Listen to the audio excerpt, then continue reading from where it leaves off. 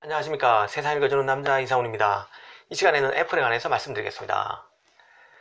애플이 과연 어떻게 될까요? 최근 발표된 애플의 아이폰 11을 두고 말들이 많습니다.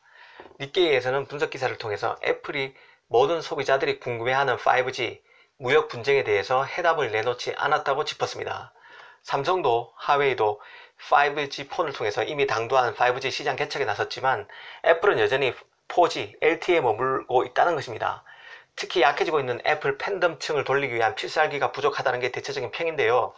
특히 중국 시장에서 애플이 어떻게 될 것인지에 대한 관심이 큽니다.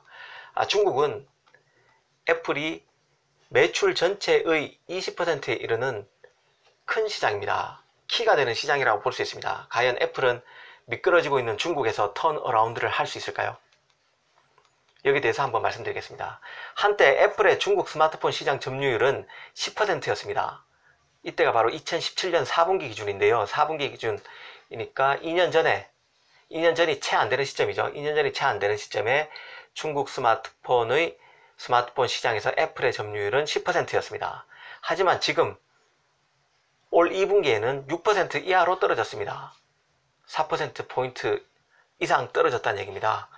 중국 스마트폰 제조사 약진, 미중 무역 분쟁 등으로 영업이 크게 부진했죠. 그래서 애플은 통상 매년 9월에 그 신제품 아이폰을 출시했는데 그 관례에 따르면 5G 아이폰도 2020년, 그러니까 내년 9월 정도에, 내년 가을 정도에 등장하게 될 것으로 보입니다. 예상됩니다.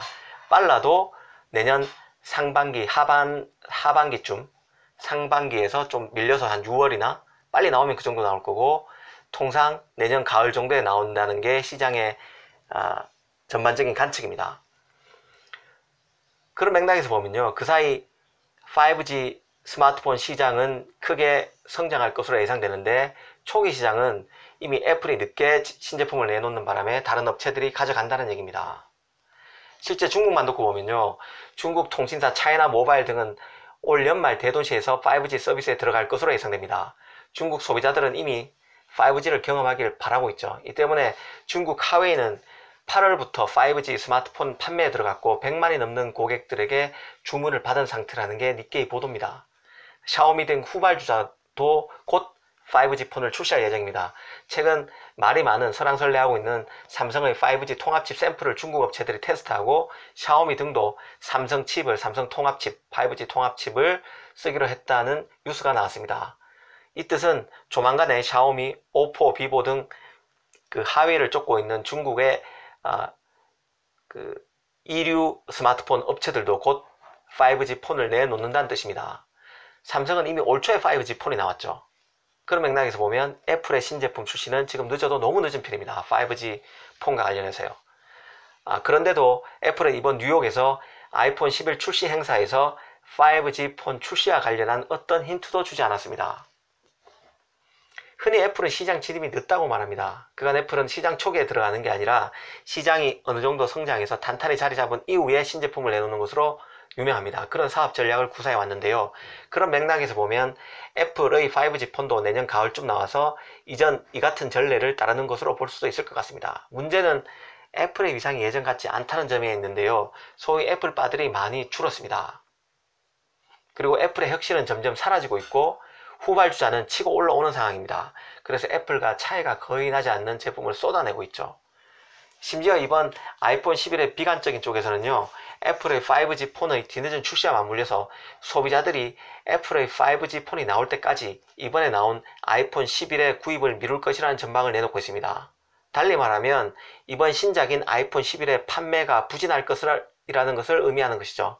이미 5G 환경이 구축된 상황에서 고만고만한 제품을 사느니 좀 구입을 미룰 것이라는 얘기입니다. 이렇게 되면 애플의 실적도 더 나빠질 우려가 있습니다. 이번에 아이폰 11과 관련해서 가장 주목을 받고 있는 기능이 바로 카메라인데요. 이번 제품은 렌즈가 3개 달린 것인데 이는 지난해 중국 하웨이가 최초로 도입했습니다. 삼성전자도 올해 발표한 갤럭시 S10 5G 모델에는 후면 카메라가 4개나 됩니다. 그 모양이 더군다나 이번에 아이폰 11의 그 카메라 모양이 꼭 음식 조리기구인 전기레인지 인덕션과 닮았다는 비아냥까지 나오는 상황입니다. 아이폰 11의 가격 정책에 대해서도 이런저런 평가가 많은데요. 일단 이번에 그 아이폰 11의 경우 가격이 699달러부터 시작합니다. 아이폰 11 프로와 아이폰 11 프로 맥스가 각각 999달러, 프로 맥스 같은 경우는 1099달러에서 시작했다는 점과 비교하면 가격이 많이 내려갔습니다. 지난 1분기만 해도 중국에서 팔리는 600에서 800달러의 스마트폰의 80%가량을 애플이 차지했습니다. 사실상 고급 프리미엄 폰의 절대 강자로 군림했는데요. 작년 1분기에 그랬다는 얘기입니다. 그런데 1호부터 딱 1년이 지난 올 1분기는 이 80%에서 37%까지 점유율이 폭락했습니다. 그러니까 600에서 800달러 레인지대의 스마트폰 판매의 80%가량을 애플이 지난 2018년 1분기에 차지했었는데 올해 2019년 1분기에는 그 퍼센트가 비율이 37%까지 무려 반토막 정도 난 거죠.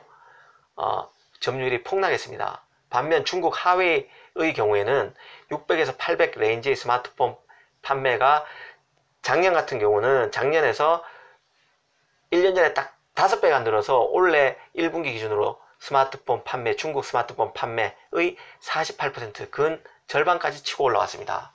600에서 800 정도 달러면 사실은 이제 고급 프리미엄 폰에 들어가는 셈인데요. 물론 1000달러 넘는 제품도 많지만 그 정도면 좀 고가죠. 고가인데 그쪽 부분에서도 중국 스마트폰이 절반가량 차지할 만큼 치고 올라왔다는 얘기입니다. 이미 하웨이보다도 낮죠. 애플은 올 1분기에 37%였으니까 하웨이 48%보다는 10%포인트 낮습니다. 그만큼 중국 하웨이 폰이 고급 시장에서도 이제는 애플에 뒤지지 않는다는 얘기죠. 그래서 애플이 가격이 저렴한 아이폰 11을 내놓은 것도 결국은 이런 부진, 중국에서 점유율을 만회하기 위한 극약 처방이라는 분석이 유력합니다. 특히 미국 시장에서는 그 애플 아이폰이 중국에서 만들어서 미국으로 들어오기 때문에 관세가 붙습니다. 그런 만큼 가격을 좀 다운시켜 놔야지 되겠죠. 그런 부담이 있습니다.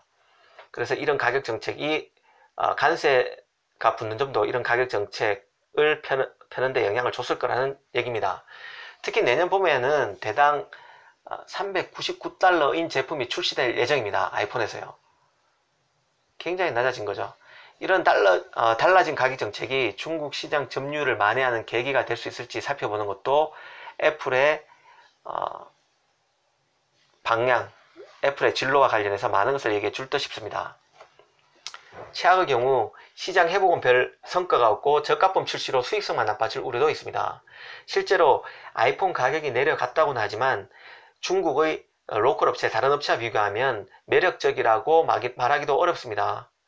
애플 아이폰 11 시리즈의 중국 가격은 5,499에서 8,699위안, 우리나라도 하나로 한 92만원에서 146만원 가량인데요. 샤오미, 오포의 최고급 스마트폰은 고작 50만원에 불과합니다. 우리나라 돈으로 하나로. 하웨이의 플래그십 스마트폰도 105만원 정도입니다. 그러니까 아이폰이 싸졌다고는 하지만 여전히 비싸다는 얘기입니다. 100만원 안팎을 왔다 갔다 하니까요. 하지만 샤오미 최고급 폰이 50만원이면 굳이 애플 폰을 살 필요가 없어지는 거죠. 샤오미의 기능만 괜찮다면 말이죠. 미중 무역 분쟁도 변수입니다. 미국과의 싸움이 심해질수록 애플의 판매는 타격을 받을 가능성이 커지는데요. 트럼프가 지금 현재 중국 압박의 강도를 낮추고는 있습니다. 경제가 나빠지면서 수위 조절을 좀 하는 거죠. 하지만 평소에 트럼프의 비판적이던 조지 소로스 같은 인물도 하웨이 제재에 적극 찬성하고 있고, 실제 많은 미국인들이 트럼프의 재선 가도와 맞물려서 트럼프의 중국 제재가 느슨해지지 않을까 우려하는 시선이 적지 않은 것도 사실입니다. 그런 맥락에서 보면 애플로서는 미국의 하웨이 제재가 강화될수록 중국 내 영업은 힘들어질 수밖에 없습니다. 물론 중국 이외의 유럽 시장이나 미국 시장에서는 나은 측면이 있겠지만 중국이 워낙 큰 시장인 만큼 중국에서 불리해지면 상대적으로 애플의 전반적인 실적이 하향 조정될 가능성이 큽니다. 물론 애플의 긍정적인 시각도 있습니다. 애플이 정체된 스마트폰 시장에서 판매량 확대에 한계가 있다고 보고 서비스 생태계 확장에 힘쓰고 있다는 점을 강조하고 있는 부류들인데요. 이 가프화된 스마트폰 시장에서 아이폰 장사만으로는 더는 먹고 살 수 없다는 계산으로 아이폰을 그릇 삼아 서비스를 통해 수익을 내는 구조에 애플이 천착하고 있다는 것입니다. 구독형 게임 서비스 애플 아케이드 같은 게 대표적인 예인데요. 지난 3월 발표된 애플 아케이드는 일정한 구독료를 내면 광고나 추가 구매 없이 100여 개 이상의 독점 게임을 자유롭게 즐길 수 있는 서비스입니다. 아이폰이나 아이패드, 맥 등 애플 기기에서 최대 5명의 가족이 이용 가능하죠. 그리고 애플 TV 플러스도 같은 맥락입니다. 넷플릭스, 디즈니 플러스 등과 경쟁할 영상 스트리밍 서비스인데 월 4.99달러만 내면 됩니다. 애플이 아이폰이 아니라 부대 서비스에서 앞서 나가겠다는 것인데 이게 통할지 지켜보는 것도 흥미로울 듯 싶습니다. 개인적으로는 애플이 내년부터 본격적인 내리막을 타지 않을까 하는 생각이 듭니다. 혁신은 점점 보기 어려워지고 그저 그런 브랜드로 차츰 내려앉는 느낌이 드는데요. 미중 무역 분쟁이 없었더라도 지금의 애플이라면 중국 시장에서 부진은 피할 수 없었을 것이라는 게 제 생각입니다. 애플의 전성시대가 점점 저물고 있습니다. 감사합니다.